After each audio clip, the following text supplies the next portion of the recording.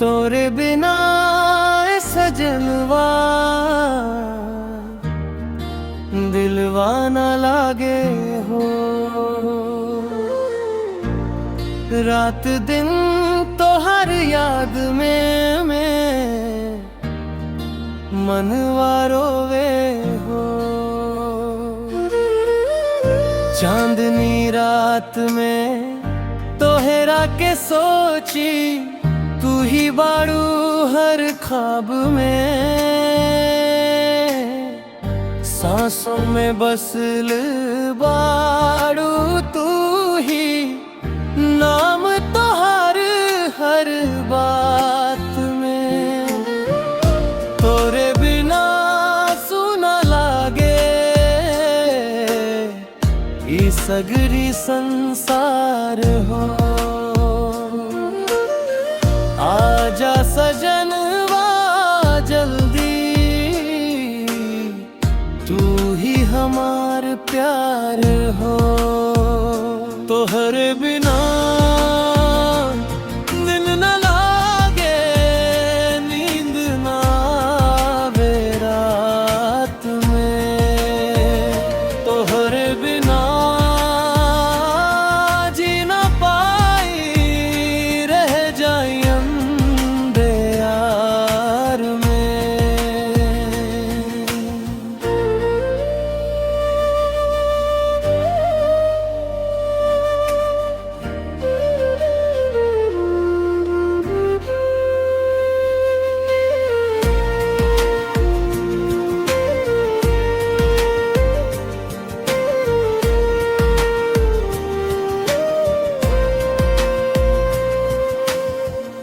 नैनन से नैनन के बात होखे, दिलवा से दिल जुड़ जाला। तू हंसे त दुनिया हंसे, तू रोवे त दिल टूट जाला।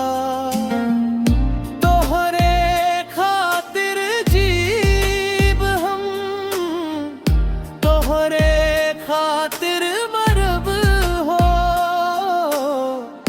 जन्म जन्म तक साथ निभाई।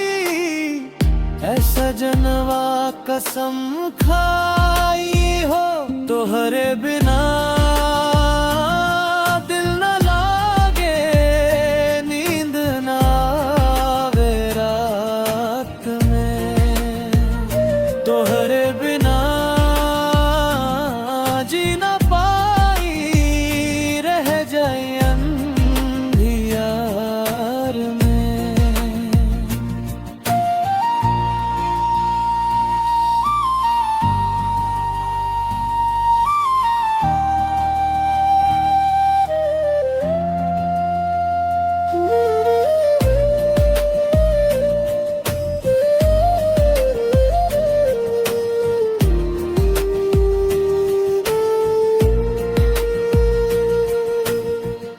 रिमझिम बरसे बदरिया, तोहरा के याद दिलावे।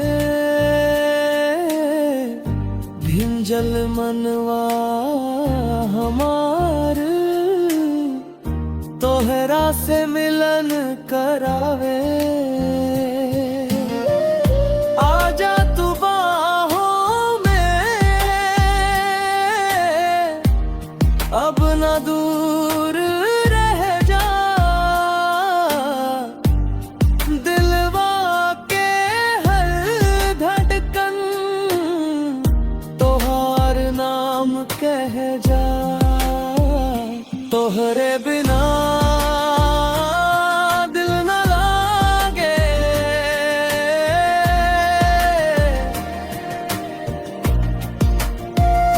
तोहरे बिना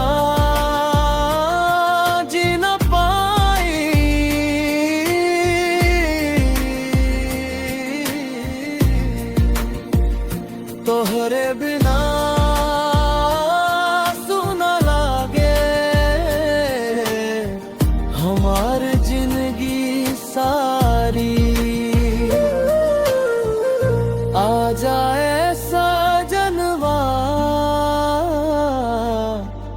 अब और ना तड़पैब तोहरे संग जिंदगी